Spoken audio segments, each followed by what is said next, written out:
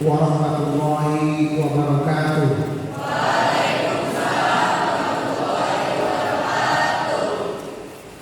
Alhamdulillah, salatu wassalamu ala rasulillah wa ala alihi wa ashabihi wa mawala.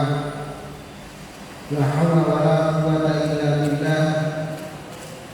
Asyhadu an la ilaha illallah wahdahu la syarika lah wa asyhadu anna sayyidana wa nabiyyana Muhammadan abduhu wa rasuluhu la nabiyya ba'da, amma ba'du. Yang kami banggakan terselenggaranya kegiatan ini adalah Kabinda Banten beserta seluruh jajaran. Pak Zul, terima kasih sudah hadir bersama kita dan memfasilitasi kegiatan ini.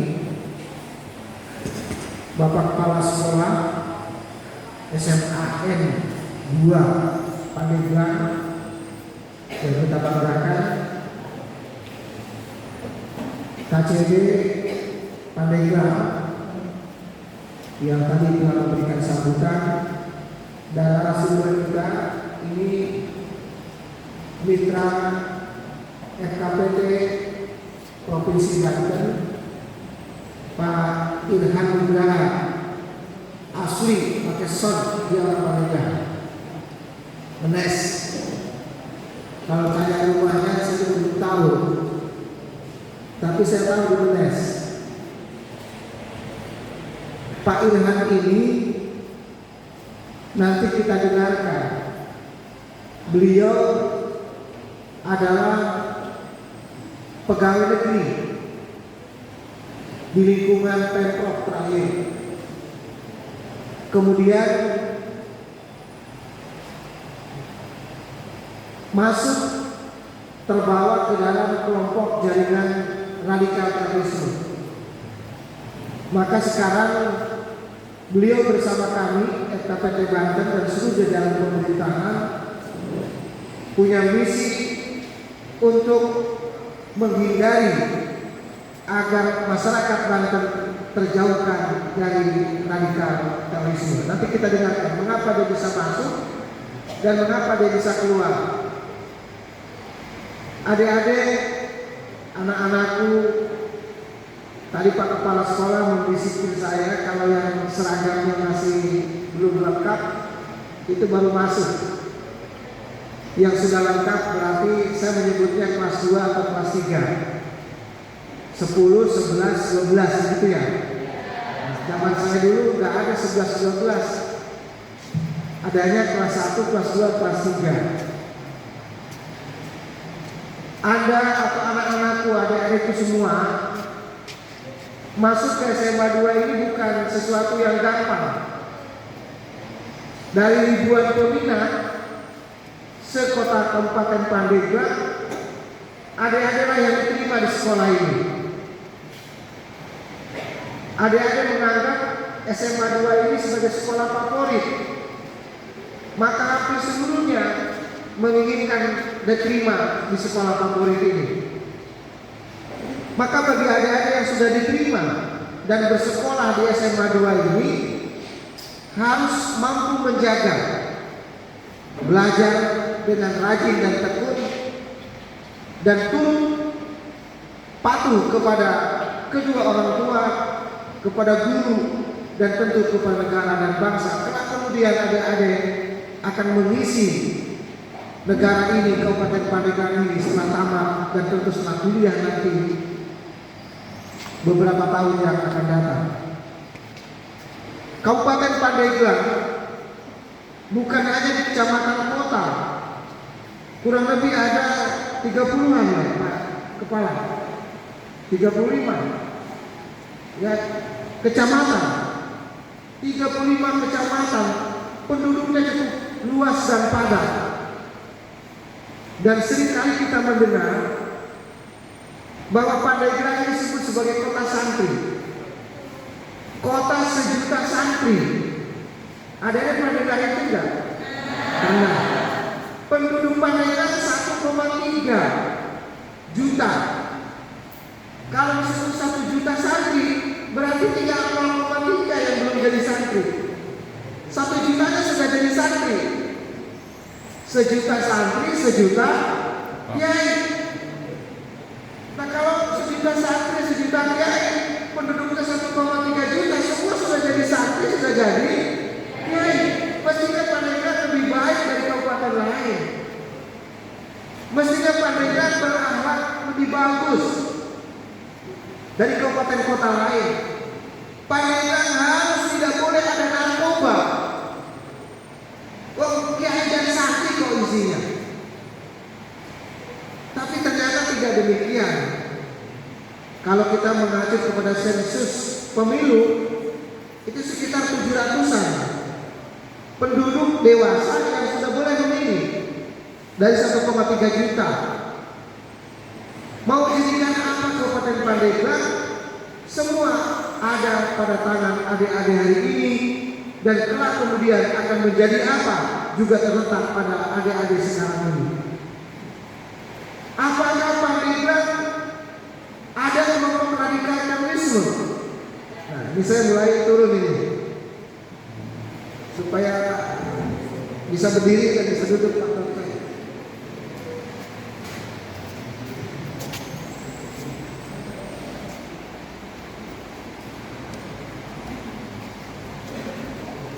Apakah di Pandeglang ada kelompok radikal terorisme? Ada tidak? Yang tidak ngacung, yang ngomong tidak ngacung. Tadi ada yang bilang tidak. Enggak ada ngacung. Ada atau tidak? Ada. Yang ngacung, yang ada ngacung. Nah, baik. Di mana ada terorisme di Pandeglang? Kayak orang-orang mabok. Oke, Dek, di mana terorisme? Paling ngacung kan? Di mana ada terorisme? Radikalisme. Yang bilang ada siapa lagi? Dek, di mana ada terorisme, radikalisme di Pandeglang? Obat-obat terlarang.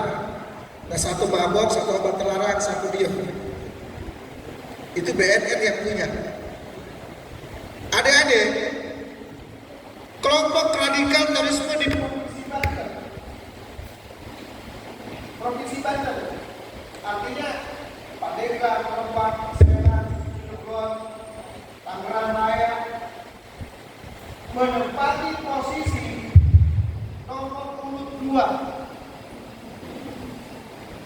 se-Indonesia setelah nomor 1-nya Aceh. Potensi gerakan radikal terorisme se-Indonesia, Banten menempati posisi nomor 2. Bangga tidak? Ayo yang ngomong bangga. Se-Indonesia Banten posisinya nomor 2, nomor 1-nya Aceh.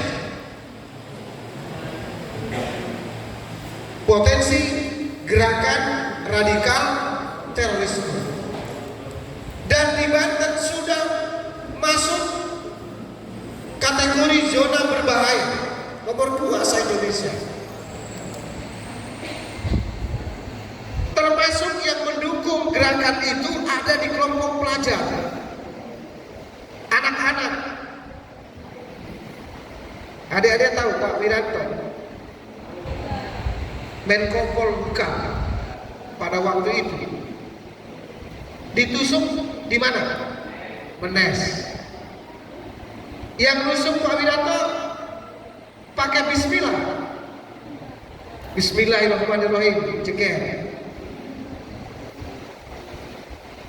Di mana itu? Menes Pandeglang bukan? Mana orang Menes? Ada orang Menes enggak? Nah. Kemudian dulu yang meledakkan hotel Ritz-Carlton Jakarta, JW Marriott. Orang manakah dia? Orang Pandeglang. Di manakah dia rumahnya? Menes. Di mana dikuburnya? Di Menes. Menes Pandeglang bukan? Peledakan JW Marriott Ritz-Carlton, nama hotel di Jakarta Kuningan. Pakai bis, pakai mobil, meledak. Orang mana dia? Pandeglang. Atau ada yang saudaranya Pak? Nanti tanya sama Pak Irhan nanti. Dari Pandeglang yang ditangkap oleh Densus. Adik-adik kalau mau ke Cikoromoy sebelumnya itu apa namanya? Pertigaannya Menggen. Yang ditangkap di Menggen. Menggen Pandeglang bukan? Pandeglang. Ternyata di Pandeglang sudah banyak sekali kasus-kasus radikal terorisme. Maka pertanyaan berikutnya, apa yang disebut dengan radikal? Nah ini kita lihat. Yang pertamanya kita lihat, adik-adik, apa yang disebut dengan radikal? Radikalisme. Saya mengutip pernyataan Kika Nawangbulan. Kika Nawangbulan ini menulis buku, judulnya tentang radikal. Dia mendefinisikan radikalisme adalah perbuatan kasar yang bertentangan dengan norma dan nilai sosial. Perbuatan kasar, satu kasar. Yang kedua bertentangan dengan norma. Yang ketiga dengan nilai sosial. Setiap perbuatan kasar, melanggar norma, melanggar nilai sosial, itu masuk kategori radikal. Nah, saya kasih contoh. Nama saya Amas Tajuddin, Ketua MKPT Banten. Adik-adik bilang, "Mas, nyatu jeung aing." Ngerti tuh ngomong gitu? Orang Sunda tuh ngerti. "Mas, nyatu jeung aing." Ngelebok di jeung aing. Diomongkan di sini. Itu kira-kira kasar nggak? Melanggar norma nggak? Melanggar nilai sosial? Maka itu radikal. Yang ngomong begitu radikal. Coba, ngomong, "Mas, nyatu jeung aing." Mas, nyatu jeung aing. Ngelebok jeung aing.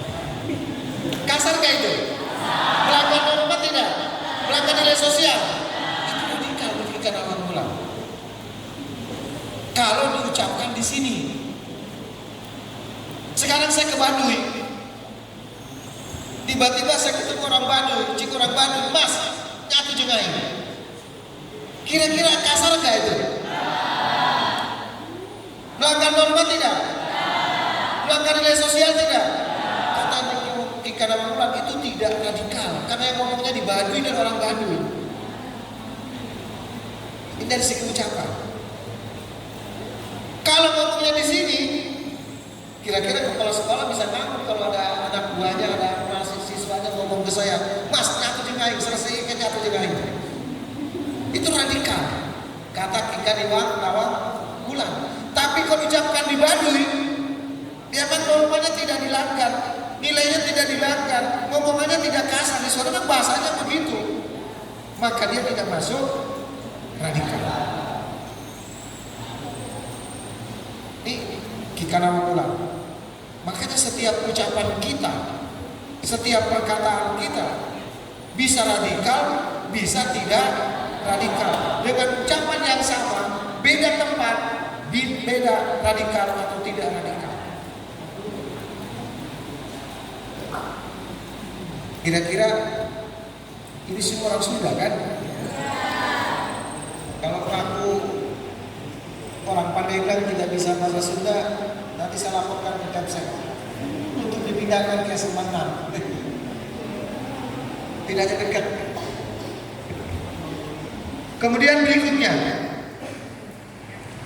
menurut Sarlito Wirawan, adik-adik pernah dengar gak Sarlito Wirawan? Sarlito Wirawan seorang profesor sosiolog, psikologi. Dia sudah meninggal dan menulis buku. Dia menerjemahkan yang disebut dengan radikal adalah perbuatan afeksi atau perasaan dirinya membenarkan dirinya paling benar dan akan bela dia mati-matian. Intinya kata Prof. Wirawan, kalau saya sudah membenarkan sesuatu, sudah mengangkat sesuatu benar menurut saya, maka saya akan pertahankan mati-matian, saya akan bela mati-matian. Benar menurut saya, belum tentu benar menurut orang lain. Saya membelanya, menurut orang lain justru tidak perlu dibela. Ini sudah masuk kategori radikal. Misalnya istilah marakedawang, ngerti nggak marakedawang? Karena dewe di orang Jawa, maunya sendiri. Adek cinta sama dia, dianya tidak cinta. Tapi adek sudah merasa benar, aku mencintai dia, maka dia selalu dibelain. Padahal untuk orang lain dia sudah salah, pantas tidak dicintai karena jelek misalnya. Tapi tetap karena ada yang mencintainya, orang mau ngomong apa sejajar terserah, yang penting gue cinta gue beda. Dalam kasus cinta kan begitu. Lu demen sama dia apanya? Hidungnya mancung ke dalam, kulitnya ireng, jalannya sempoyongan, rambutnya gak maka orang lain ngomong apa tidak didengar. Saklah semua ngomong, usaha jangan cinta sama dia, tetap tidak didengar. Kenapa? Sudah merasa benar aku mencintai dia, maka aku akan bela mati-matian. Bisa lagi pembelaan baik. Apalagi dalam kasus politis, kita tidak bicara politisnya. Tapi bahwa orang kalau sudah mengangkat tangan takbir, bela orang ini, padahal sebenarnya salah. Itulah radikalisme kata Profesor Sarlito Wirawan. Ini pernah kejadian kita semua. Pernah nggak pernah bela orang yang salah? Pernah. Kenapa kau bela yang salah? Pokoknya kalau sudah kata-kata pokoknya, perkedoang. Semua mengatakan salah dan keliru, Anda mengatakan benar. Ini kata Sarlito Wirawan. Kiai Profesor Dr. Kiai Said Agil Sirot adalah mantan Ketua Umum Pengurus Besar Nahdlatul Ulama. Kenal NU? Tahu NU? Kalau nggak tahu kebangetan, orang pada yang NU kabeh. Orang Pandeglang NU kabeh. Di sini NU nggak? NU nasi uduk. NU sholat subuhnya 2 rakaat pakai doa qunut. Pakai saya ajarin doa qunut. Yang tidak doa qunut boleh. Kata saya Sirot, orang mengklaim dirinya paling benar, orang lain salah dalam pemahaman keagamaan, maka muncullah radikalisme keagamaan. Ini baca. Menyatakan dirinya paling benar, pahamnya paling benar dalam keagamaan, orang lain salah dan keliru. Maka setelah itu orang lain dihukumi kafir.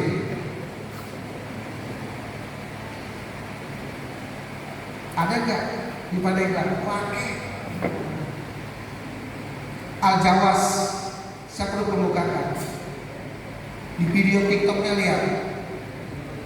Beduk aja beduk diharapkan. Beduk itu kafir. Apa hubungannya beduk dengan kekafiran? Gak ada. Tahlilan katanya musyrik, bid'ah dan lain-lain. Dia boleh ngomong begitu. Anda subuh pakai doa qunut, yakin itu benar, tapi jangan menyalahkan orang lain yang tidak pakai doa. Kalau Anda mengaku paling benar, orang lain salah, ini orang lain salahnya nih. Maka itu menimbulkan hal-hal yang tidak benar, menimbulkan gerakan radikal. Pancasila ganti, katanya begitu.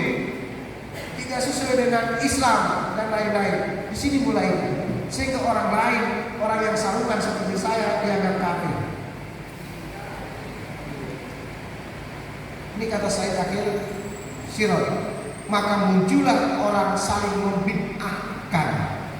Kamu bid'ah di TikTok lihat. Yang ramai sekarang bid'ah membid'ahkan. Berikutnya,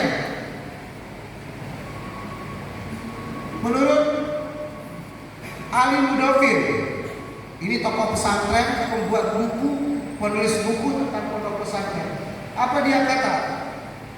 Radikal dalam filsafat, menggali sampai ke akar-akarnya, berpikir sampai ke akar-akarnya.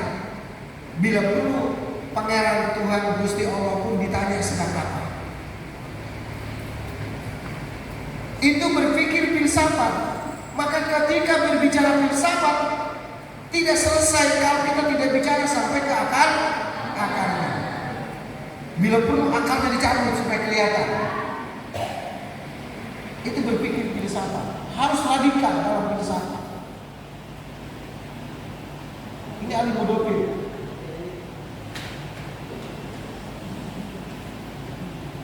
Kalau tidak berpikir sampai ke akar-akarnya, kata Ali Mudofir, itu bukan filsafat. Yang menarik buat kita saat ini, Menjadi kekacauan buat kita saat ini, orang berpikir filsafat dibawa ke arena di luar filsafat.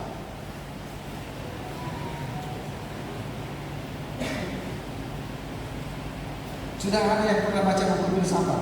Karena mata pelajaran itu dengan filsafat. Ya, tapi baca pernah. Maka mulailah pernah berbicara membaca buku filsafat. Ini menurut Ali Mudofir, ini bisa dibaca dalam filsafat, berpikir secara kompleks sampai ke akar-akarnya, sampai kita mendapatkan sebuah jawaban dari sebuah pertanyaan. Nah, ketika orang, kenapa saya disebut radikal? Kenapa orang itu ditahan, ditangkap? Menurut saya tidak radikal. Radikal berpikir ke akar-akar dibolehkan, benar, tapi itu berpikir filsafat. Nanti filsafat lebih lanjut lagi. Kalau belum belajar filsafat, lanjut, masih ada nggak? Nggak baik. Itu semua definisi radikal. Sekarang definisi terorisme, ada. Definisi terorisme itu mengacu kepada perundang-undangan. Apakah boleh kita membuat definisi terorisme? Boleh. Ada di sini semua masing-masing bisa menyebutkan, membuat rumusan, membuat definisi, membuat pengertian tentang terorisme. Boleh, silakan, bebas. Tapi ketika berhadapan dengan hukum yang berlaku di Indonesia, maka definisi terorisme harus mengacu kepada undang-undang. Apa menurut undang-undang? Melakukan gerakan kekerasan, ingin merubah sesuatu secara cepat, dilakukan secepat-cepatnya dengan keras, melawan dan lain-lain. Itu undang-undang. Saya kasih contoh biar gampang. Siapa namanya? Ya, Keila. Ya, Keila namanya bagus sekali, Keila, kayak orang Afrika. Di rumah ada berapa anggota keluarga? Bapak, ibu, adik, ada 5, 10, 6 orang. Kira-kira Keila menghabiskan garam 1 bulan berapa kilo? Ya? Pernah beli garam sekilo sebulan? Enggak habis. Nah baik, saya kasih contoh. Tiba-tiba Keila, dia bukan pedagang, dia juga bukan pengusaha restoran, dia juga bukan agen garam. Tiba-tiba dia beli garam 1 truk. Beli garam 1 truk. Polisi curiga, ini Keila mau ngapain? Dia pedagang bukan, restoran bukan, agen bukan, beli garam 1 truk. Dia dikuntit, lalu ditangkap. Tuduhannya adalah gerakan terorisme. Gara-gara garam. Semua berkomentar, masa iya Keila coba beli garam disebut teroris? Anda tahu undang-undang ini menjatakan siapapun yang mempunyai unsur mengarah kepada gerakan-gerakan radikal terorisme atau terorisme dalam undang-undang, beli garam 1 truk tidak sesuai kebutuhan, dicurigai sebagai kelompok teroris. Kenapa? Karena garam adalah bahan baku dari peledak, bahan baku dari bom.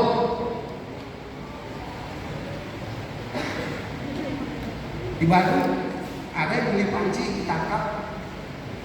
Kenapa beli panci ditangkap? Karena panci dapat digunakan sebagai bahan bom dan sudah meledak bom panci di Bandung. Undang-undang ini menyatakan siapapun yang mengarah kepada gerakan terorisme, walaupun cuma beli garam dan beli panci tapi berlebihan, itu masuk kategori dicurigai sebagai terorisme. Apalagi kalau bawa senjata. Contoh dalam keagamaan. Nah ini penting. Ya deh, salah memahami agama. Nabi mengatakan Sallallahu Alaihi Wasallam kepada kita, kalau Anda makan gunakan 3 jari. Adik-adik kita semua diajari ibu bapak kita makan dengan 3 jari. Sopan, santun, etika. Begitu. Bagi siapapun yang menggunakan atau makan menggunakan sendok, bukan sendoknya dimakan, menggunakan sendok, maka dia adalah kelompok inkar sunnah, kafir, halal darahnya dibunuh. Anda bayangkan. Konteksnya Nabi mengatakan, makanlah dan minumlah, makanlah menggunakan 3 jari. Yang dimakan oleh Nabi di Mekah apa? Kurma. Apalagi kacang, roti, apalagi anggur, buah-buahan. Kira-kira kacang masuk toples diambil pakai 3 jari bisa nggak? Anggur menggunakan 3 jari bisa nggak? Kan di Mekah dan Madinah zaman Nabi.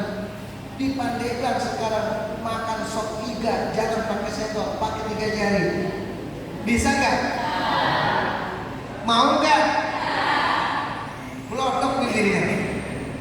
Tidak pakai sendok, melainkan pakai 3. Makan bubur Cirebon, jangan pakai sendok, pakai 3 jari. Bisa nggak? Nah kalau begitu orang yang makan menggunakan sendok boleh tidak? Ada kelompok orang mengatakan itu ingkar sunnah, tidak sesuai dengan ajaran Nabi, kafir. Nah ini salah. Paham nih? Kalau itu semua kita makan pakai sendok, kafir dong kita semua. Karena tidak sesuai dengan Nabi. Nabi menggunakan 3 jari. Itu konteks yang dipahami oleh kelompok radikal Taoisme. Mengapa seperti itu? Lalu muncul apa penyebabnya? Nah ini penyebabnya banyak. Nanti akan dijelaskan oleh Pak Irhan.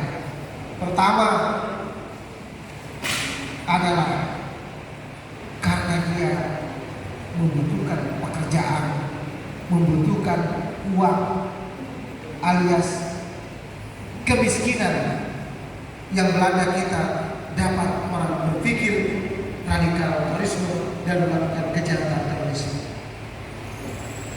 Yang kedua, rendahnya pendidikan.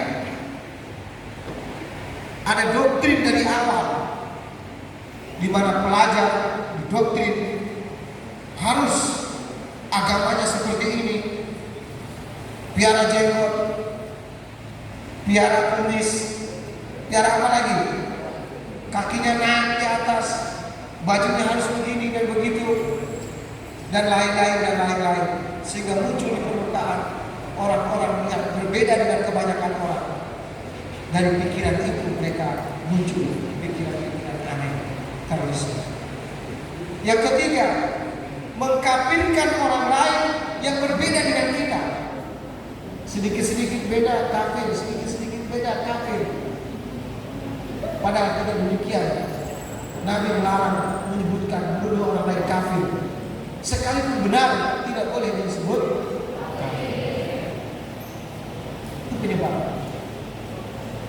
Oleh karena itu, adik-adik kita semua, pelajar semua, hindari belajar agama dari orang yang mendekati kepada gerakan terorisme. Belajarlah ke pondok pesantren, belajarlah kepada guru-guru yang dianggap sudah benar oleh masyarakat. Jangan sekali-kali cuma belajar agama melalui TikTok dan YouTube. Berikutnya adalah provokasi untuk mengganti negara ideologi Pancasila menjadi ideologi keagamaan tertentu. Kalau ada orang mengatakan ganti Pancasila, terorisme. Menurut BNPB. Ada orang yang ingin mengatakan ganti Undang-Undang 45, dia jelas terorisme.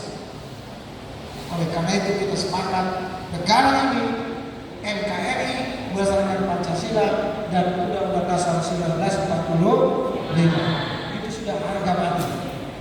Mau ustadz, mau kiai, mau habib, kalau ngomong ganti negara ideologi Pancasila, maka itu adalah kelompok-kelompok yang harus kita atasi.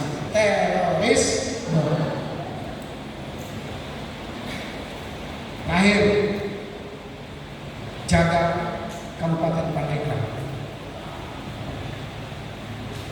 kita semua harus waspada sekeliling kita. Memasuki dunia baru perkotaan antar kita tidak saling mengenal. Bahkan terorisme bermukim di tempat kita tinggal juga kita tidak mengetahui. Maka tingkatkan kewaspadaan dan kehati-hatian kita. Ada apa-apa, tanyakan kepada kepala sekolah dan tanyakan kepada ibu kaceri, dia sebagai bendahara dan KPT Pati. Demikian yang dapat kami sampaikan. Selanjutnya mohon berkenan Pak Irham untuk ada yang pasti dari sini. Ada ya? Ini kelas berapa aja nih? Kelas 10 dan 11, berarti kelas 1 dan kelas 2 ya kalau dulu ya? Ada yang kelas 3? Adik-adikku yang saya cek tadi, mohon izin kepala sekolah, guru, dan adik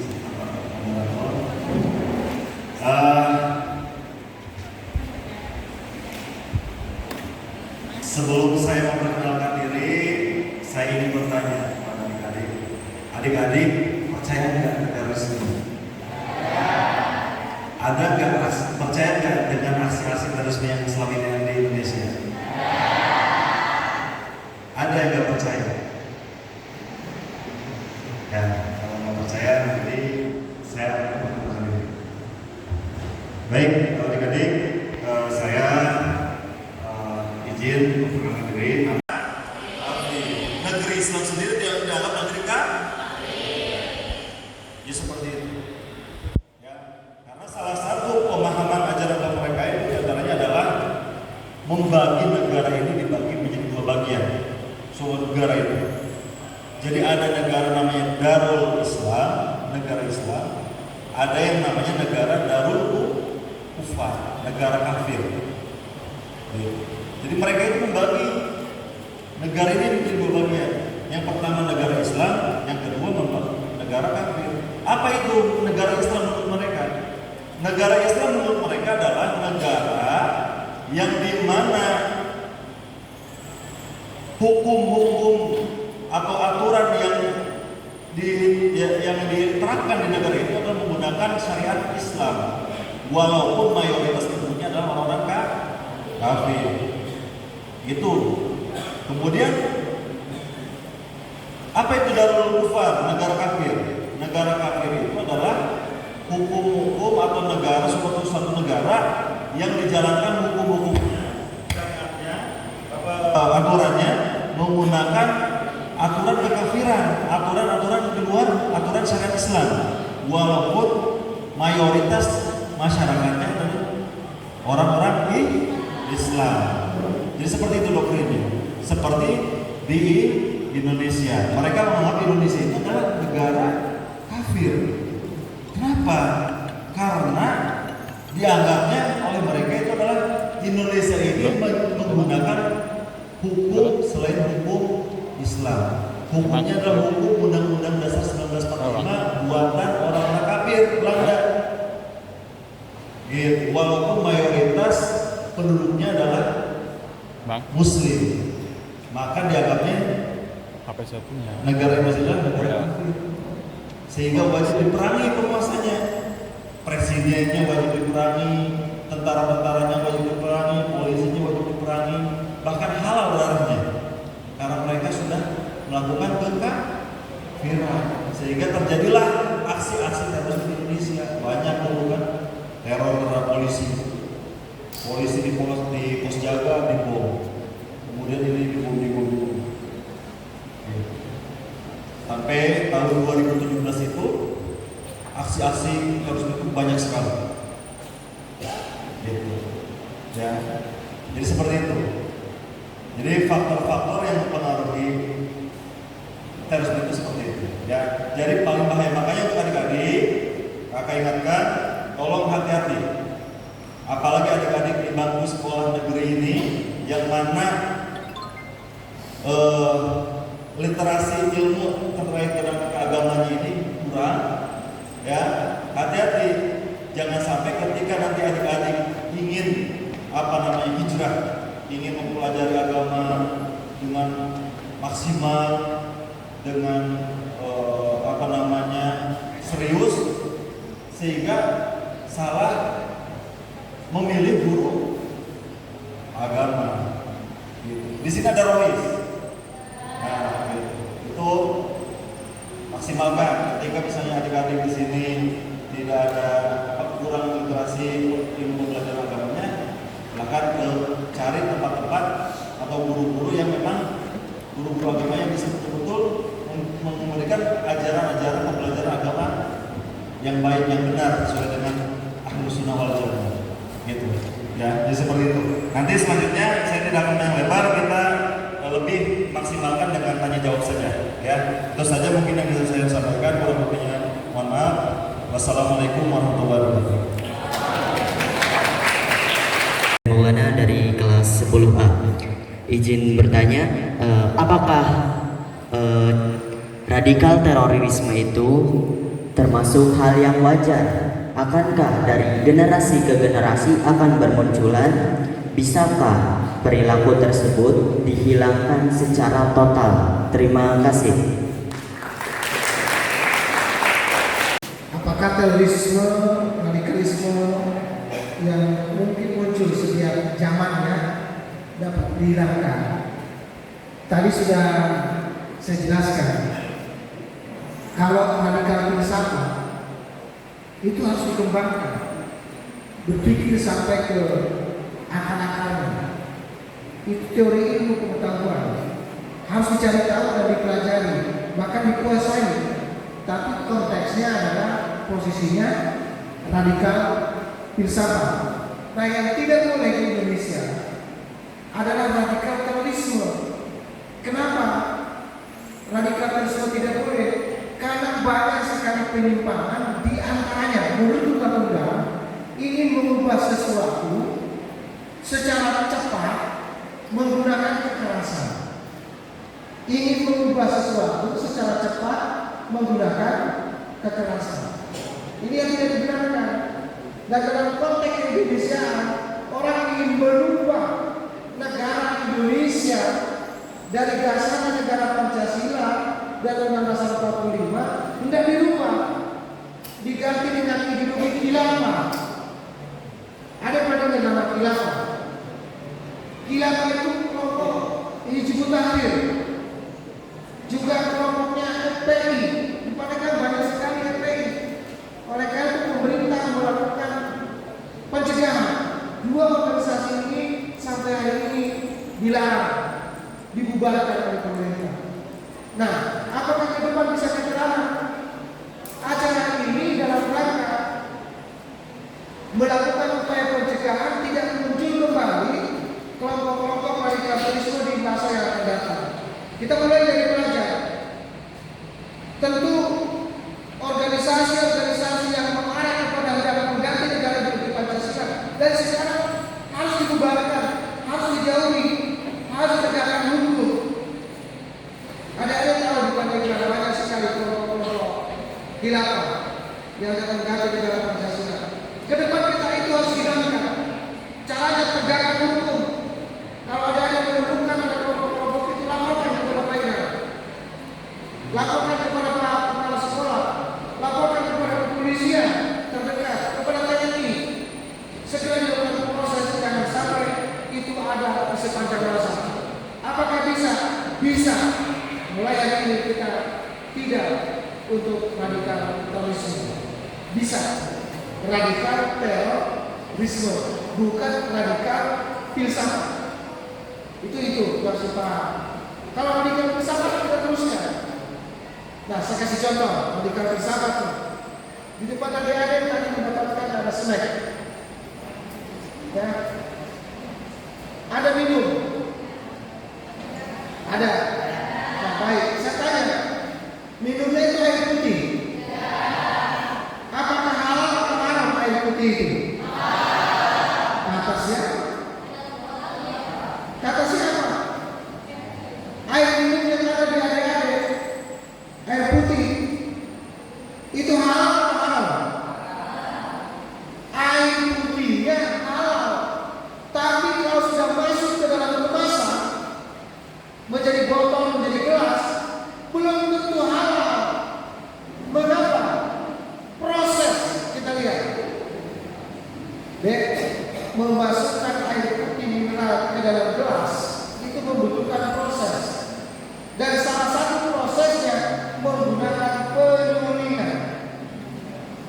menggunakan penyulingan butuh alat. Alatnya butuh karbon aktif. Karbon aktif dari apa dibuat? Karbon aktif terbuat dari tulang binatang. Tulang binatang apa? Bisa kebo, bisa sapi, bisa babi. Kalau karbon aktif dari tulang binatang berasal dari babi, halal tidak? Kalau berasal dari kerbau atau sapi, halal tidak? Belum tentu. Sembelihannya benar enggak? Nyembelih kambing, nyembelih sapi, nyembelih kerbau pakai bismillah atau tidak? Kalau pakai bismillah, halal. Kalau tidak, maka pertanyaan saya, air yang ada di adik-adik itu halal atau haram? Belum tentu. Maka filsafat, radikal filsafat harus digali dari mana dia punya sumber, bagaimana dia proses. Jangan asal minum aja. Ternyata yang diminum oleh kita prosesnya menggunakan karbon aktif. Dan Indonesia sebagian besar menggunakan karbon aktif dari Australia. Australia kerbau atau sapi, banyaknya sapi. Pertanyaan berikutnya, di sana pakai bismillah tidak atau satunya? Maka barang siapa yang minum air putih ini tanpa ada label halal dari MUI, maka dipastikan itulah haram dia zaidi. Haram karena prosesnya. Ini radikal filsafat. Tapi kalau setelah kita ketemu ini tidak benar, kita salahkan ini gara-gara Pancasila, ganti Pancasilanya, maka dia masuk kategori radikal terorisme. Ini yang tidak boleh. Ada anak sekolah, organisasinya apa? KOSIS, ada Likoan, main itu. Likoan, ada Likoan, ada Rohis, ada lembaga kesiswaan yang ngurusin keagamaan, namanya Rohis. Maka Rohis hati-hati jangan berimplementasi atau mengajarkan gerakan-gerakan dari luar sekolah. Maka Rohis yang kedua harus dikendalikan oleh kepala sekolah. Kalau ada Rohis yang mengajarkan mengganti Pancasila, segera proses hukum di sekolah masing-masing. Apakah ini bisa? Pertanyaannya. Adakah di sini Rohis? Ada nggak? Ada. Macam yang Rohis. Apakah ada pengajaran selain dari Pancasila di sekolah ini? Ada menarasikan keagamaan yang salah dan keliru, mengkafir-kafirkan orang lain, bahkan gurunya sendiri kafir-kafirkan. Ini ke depan harus dicegah. Bagaimana caranya? Ini kita permulaan kita mulai caranya seperti ini. Pak Irwan mengatakan belajar agama yang benar, ngaji Quran. Adik-adik, kalau untuk menghafal Al-Quran 30 juz itu mudah. Cukup ilmunya satu, ilmu tajwid. Anda menguasai ilmu tajwid, dapat menghafal membaca secara baik Al-Quran 30 juz. Insya Allah tajwidnya bagus, bacaan Qurannya bagus, 30 juz hafal. Tapi ketika memaknai, menafsirkan, mengambil hukum dari Al-Quran, tidak cukup dengan ilmu tajwid. Seperti tadi ngajinya pakai qiraat apa tadi? Tidak masuk qiraat sab'ah, tidak ada nahawam, tidak ada jawab-jawab. Murontal dia ngaji. Cukup dengan ilmu tajwid, tapi menerjemahkan, menafsirkan Al-Quran satu kata sekalipun harus menggunakan satu ilmu amil jurumiyah, nahu dan sorot, ilmu alfiyah, nahu dan sorot, Johar Makmur, ilmu balaghah, jawab ilmu mantiq, nasta'in, ilmu mantiq, ilmu tafsir harus dikuasai, ilmu fikihnya harus dikuasai. Baru setelah itu ada menjadi mufassir, orang yang menafsirkan Al-Quran, orang yang mengambil hukum dari Al-Quran. Pertanyaan sekarang, Rohis baca Qurannya masih acak-acakan, tajwidnya nggak jelas, idgham ikhfa'nya nggak jelas. Tapi di luar ngomong, saudara-saudara berdasarkan Quran ini halal, dari mana yang kita tahu?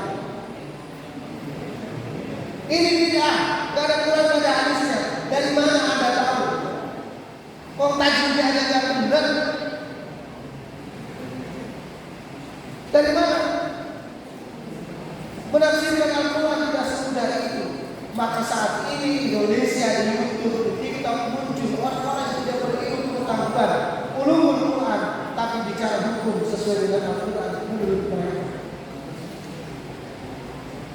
Tadi sudah ada dalil kufar, ada dalil Islam menggunakan ayat "Pemalam yakum bima anzalallah fa ulaika humul kafirun." Itu yang sering dipakai oleh Pak Irhan. Barang siapa tidak menggunakan kitab yang diturunkan Allah, maka sungguhnya dia adalah orang kafir. Kalau melihat terjemahan depan seperti itu, yes. Tapi yang dimaksud dengan kafir menurut para ahli Al-Quran, siapakah mereka? Baca kitab Fathul Mu'in, baca kitab tafsir yang paling banyak digunakan di Pandeglang, tafsir Jalalain, tafsir Qurtubi, baca kitab tafsir Al-Marawi, bahwa kafir al-kafir maknanya banyak, di antara yang paling tidak ada kafir hakiki dan ada kafir majazi. Kafir hakiki orang yang menolak Islam, orang yang tidak bersyahadat, orang yang tidak beriman kepada Allah, kepada Nabi, kepada Rasul, kepada kitab, kepada hari kiamat. Itu kafir hakiki. Tapi ada juga kafir majazi. Siapakah dia? Orang yang kufur nikmat disebut kafir. Ada sekarang sekolah di SMA favorit tidak bersyukur atas nikmat yang diberikan Allah kepada kita. Itu inna adabi lasyadid. Kami juga disebut itu. Nah, ayat yang saya bacakan tadi, makna kafirnya apa? Lihat undang-undang tafsir. Baca kitab-kitab tafsir, tidak cukup dengan tajwid. Nah, Mas Ivan ini sudah kembali bersama kita. Ternyata yang dulu dia lakukan saat ini diakui sebagai sebuah kekeliruan, maka beliau kembali bersama-sama kita. Maka pertanyaan, apakah bisa? Bisa. Apa yang tidak bisa? Tinggal caranya mau ikut dengan kita setahap, sekecil-kecilnya, menengah sampai besar, sampai kita ujung. Belajarlah Al-Quran, belajarlah kitab hadis, belajarlah usul fikih dengan kitab-kitab yang ada dan ilmu lugat bahasa Arab yang ada soalnya. Saya kira itu deh. Ya. Masih ada yang bertanya lagi? Assalamualaikum warahmatullahi wabarakatuh. Izin memperkenalkan diri, nama Risti Azmila, bisa disebut atau dipanggil Risti, dari kelas 10E. Bapak, Ibu, izin bertanya, apa dampak dari sikap radikal terorisme dalam lingkup pelajar di Indonesia? Terima kasih. Wassalamualaikum warahmatullahi wabarakatuh.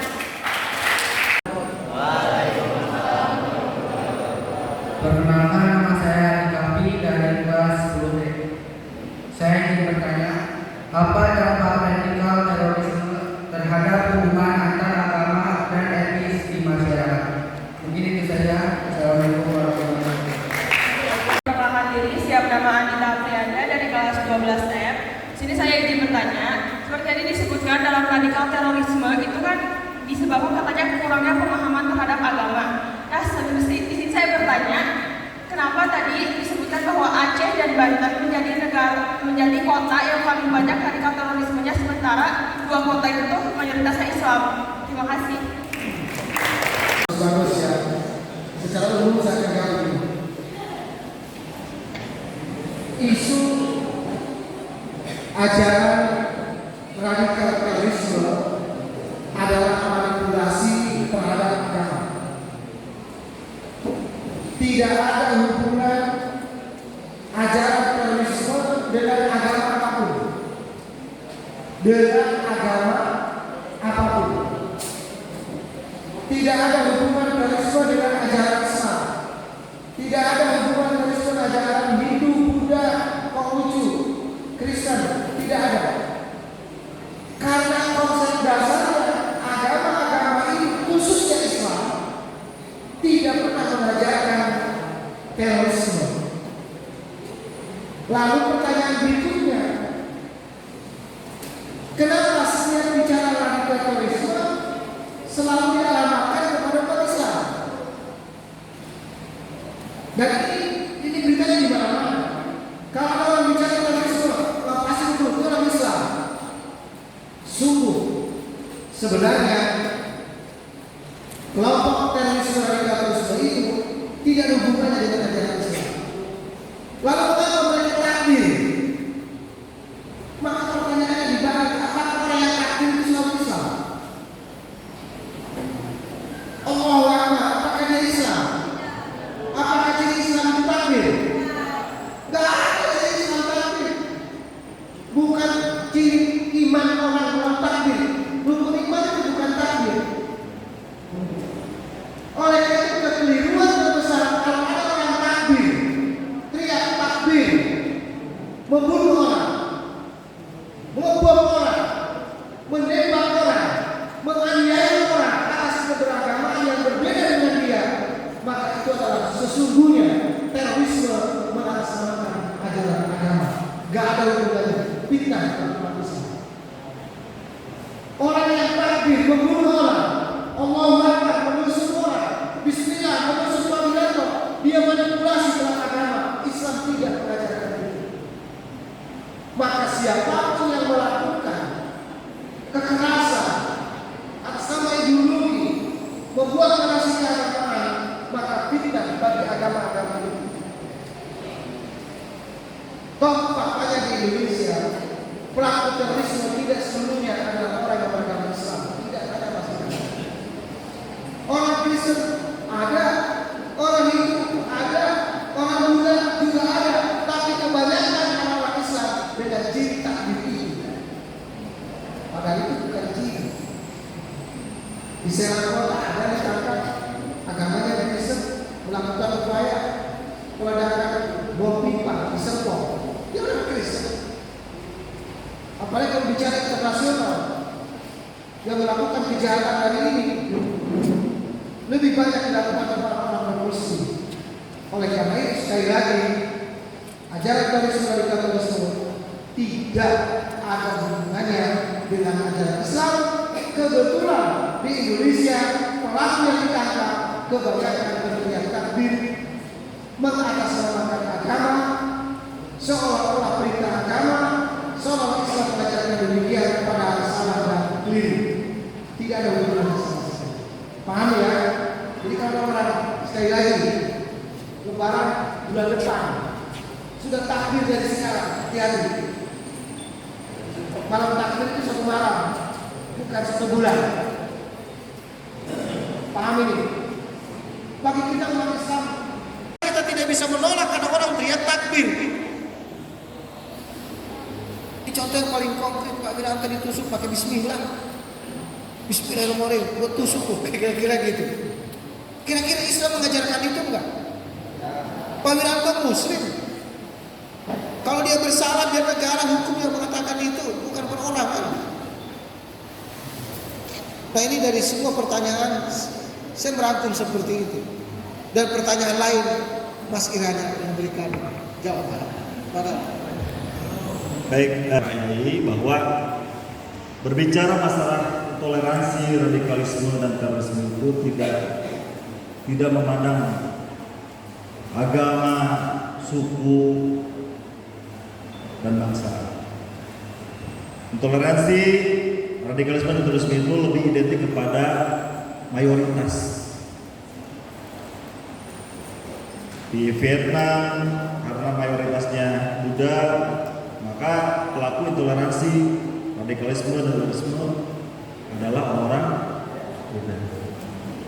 Di Filipina, mayoritas Kristen, maka intoleransi, radikalisme dan terorisme adalah orang Kristen. Di Papua juga sama.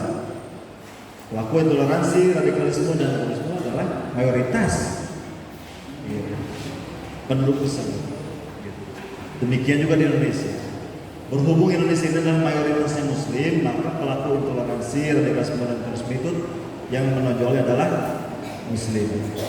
Padahal tadi itu, jadi terorisme, intoleransi, radikalisme dan terorisme tidak memandang semua agama mengajarkan kebaikan. Gitu. Hanya saja tadi itu ada penyimpangan-penyimpangan ajaran agama sehingga menimbulkan terjadinya intoleransi, radikalisme dan terorisme. Sebagaimana kita di mayoritas Islam ini, penyimpangan-penyimpangan agama itu yang menimbulkan aksi intoleransi, radikalisme dan terorisme itu seperti apa yang pernah saya pelajari. Apa yang tadi sampaikan tadi, mudahnya mengkafir-kafirkan seseorang. Gitu. Karena ketika kita sudah mengkafirkan seseorang, konsekuensinya apa? Harta dan darahnya halal. Bisa dibayangkan konsekuensi radikalisme terorisme itu apa? Bisa dibayangkan. Kita bisa jadi menghalalkan orang tua kita, menghalalkan darah orang tua kita. Artinya kalau orang tua kita sudah dihalalkan, boleh dibunuh. Bagaimana tidak bahaya? Bahaya kan? Kalian punya orang tua pegawai negeri, atau punya orang tua polisi, atau punya orang tua TNI, bekerja di pemerintahan yang dianggap adalah pemerintahan kafir. Maka orang tua yang bekerja di pemerintahan kafir adalah jatuh kepada kekafiran karena dia sudah bertawali, menyandarkan diri terhadap penguasa kekafiran, menolong, membantu orang kafir untuk melakukan kekafiran, jadi jatuh kepada kafir. Itu pemahaman radikalisme terorisme.